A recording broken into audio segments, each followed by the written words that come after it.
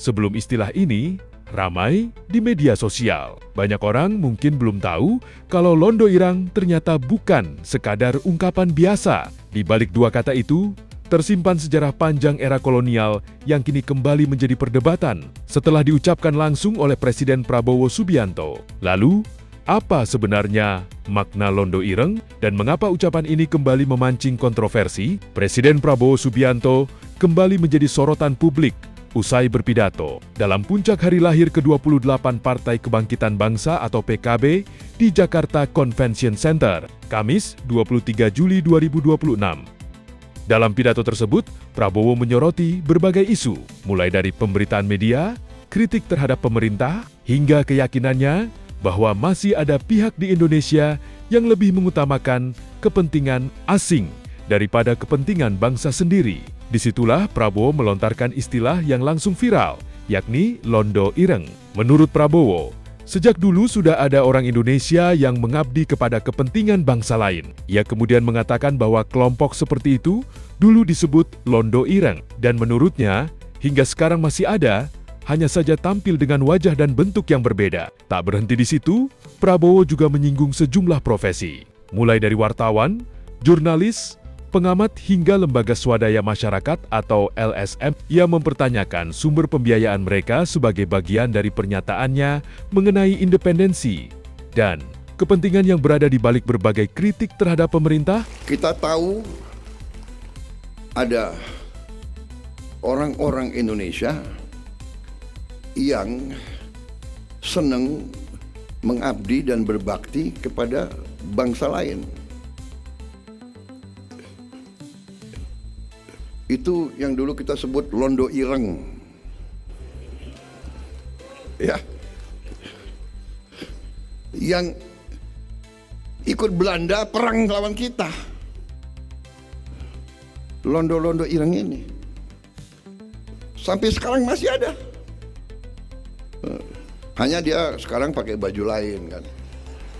Wartawan, jurnalis, apa itu? Pengamat,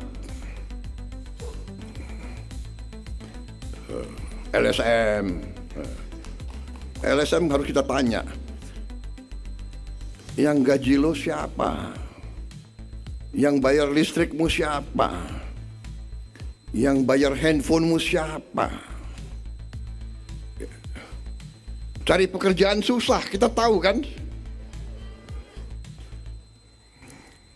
Pernyataan itu pun langsung menjadi perhatian luas. Sebagian publik menilai ucapan tersebut sebagai kritik terhadap pihak yang dianggap membawa kepentingan luar negeri. Namun, ada pula yang menyoroti dampaknya terhadap persepsi publik mengenai media dan organisasi masyarakat sipil. Dalam pidato yang sama, Prabowo juga kembali menyinggung narasi yang selama ini menyebut Indonesia akan mengalami keruntuhan ekonomi.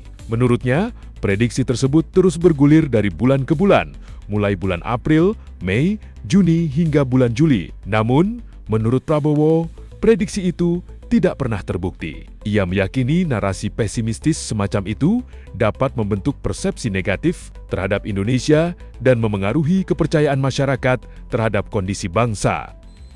Jadi saudara,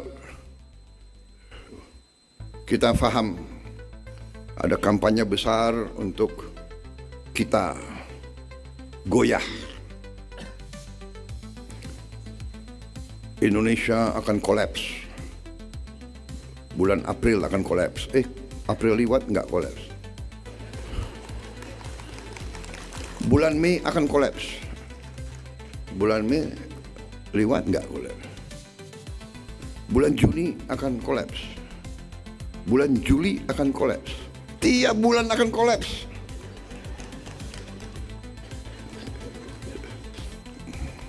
Saya mau ngomong sesuatu tapi ada wartawan nggak boleh.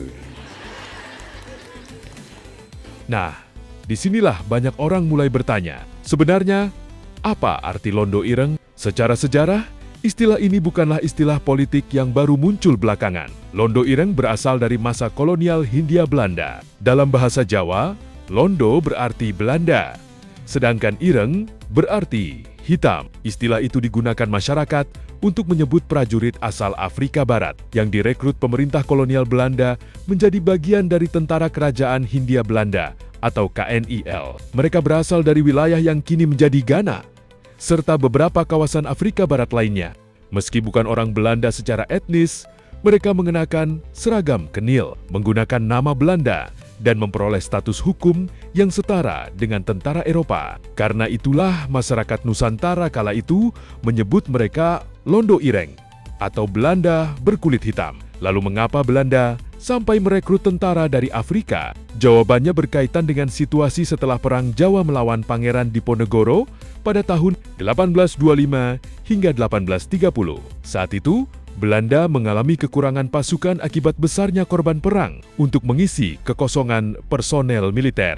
Pemerintah kolonial kemudian merekrut ribuan orang Afrika Barat menjadi anggota KNIL. Sebagian bergabung secara sukarela, namun sebagian lainnya berasal dari tawanan perang atau sistem perdagangan manusia yang masih terjadi pada masa itu. Belanda menilai mereka lebih mampu bertahan di iklim tropis dan tidak memiliki hubungan emosional dengan masyarakat Nusantara, sehingga dianggap lebih kecil kemungkinannya berpihak kepada perjuangan rakyat Indonesia. Pasukan inilah yang kemudian diterjunkan dalam berbagai operasi militer kolonial, termasuk di Sumatera, Kalimantan, Sulawesi, Bali, Timor, hingga Perang Aceh yang berlangsung puluhan tahun. Seiring berjalannya waktu, makna Londo Ireng pun mengalami perubahan. Di era modern, istilah tersebut lebih sering digunakan sebagai metafora atau kiasan politik, bukan lagi merujuk kepada prajurit Afrika, melainkan kepada pihak-pihak lokal yang dianggap lebih membela kepentingan asing dibanding kepentingan nasional. Dalam konteks pidato Prabowo, istilah itu digunakan dengan makna kiasan tersebut. Ucapan ini juga menambah daftar pernyataan spontan Prabowo yang beberapa bulan terakhir ramai dibahas publik. Sebelumnya, Prabowo sempat menjadi perhatian setelah mengucapkan kata "dasmu" dalam sebuah pidato di Gorontalo. Tak lama setelah itu, ia juga sempat menggunakan istilah bajingan ketika berbicara mengenai seorang menteri. Suatu saat di kelak kemudian hari, kekayaan yang ada dinikmati segelintir orang akan pelan-pelan netes ke bawah. Sorry. Coba di delete. Friend ya, wartawan kita kompak ya. Coba yang gitu-gitu, nanti gue dihajar lagi itu. Emang gue pikirin.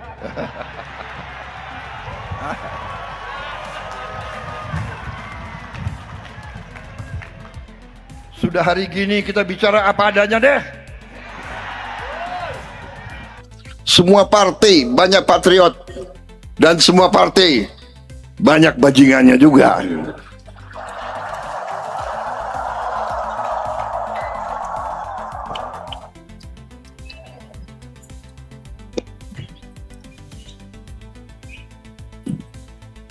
Presiden boleh ngomong bajingan, boleh nggak, Pak? Boleh? Nggak. Aku nggak tanya kalian, aku tanya Menteri Pendidikan itu gimana, Pak? Boleh nggak? Ini kan tidak termasuk kasar kan, bajingan ya bajingan gitu. Bajingan ya. Bajingan bahasa apa itu bajingan tuh? Bahasa Betawi ya. Memang saya lahir di Betawi. Jadi maaf kalau saya semangat, saya kata-kata Betawi keluar. Rangkaian pernyataan tersebut membuat gaya komunikasi Prabowo kembali menjadi bahan diskusi. Sebagian masyarakat menilai gaya bicaranya lugas, apa adanya, dan mudah dipahami. Namun, sebagian lainnya berpandangan bahwa setiap diksi yang disampaikan seorang kepala negara memiliki dampak yang luas sehingga perlu dipilih secara cermat, terutama ketika menyangkut isu sejarah, media, maupun kehidupan demokrasi. Pada akhirnya, perdebatan soal Londo Ireng bukan hanya tentang dua kata yang diucapkan dalam sebuah pidato. Di baliknya, ada sejarah kolonial, perubahan makna dalam dunia politik modern, hingga perdebatan mengenai bagaimana seorang pemimpin menyampaikan pesannya kepada publik. Lalu, menurut kalian, penggunaan istilah Londo Ireng dalam pidato presiden lebih tepat dipahami sebagai kiasan politik, pengingat sejarah, atau justru berpotensi menimbulkan tafsir yang berbeda di tengah masyarakat? Tulis pendapat kalian di kolom komentar.